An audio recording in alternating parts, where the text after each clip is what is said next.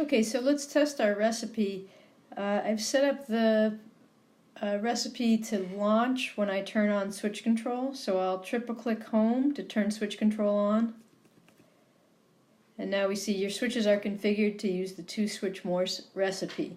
So I'll just type something here with my switches, so I'm hitting the dash switch for dash and the dot switch for dot. And it's as if I'm physically pressing the screen, the keys on the screen, but I'm physically actually pressing my switches. Let's see, O, 3 dashes. And a space.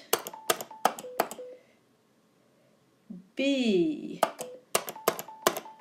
Let's see, is it predicting it yet? No. So L.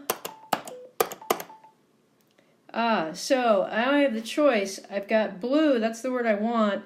It's in my word prediction list. I've got dot dot, dash dash dash dash, kind of a long code, but it's quicker maybe than U and E by itself. Not too much, but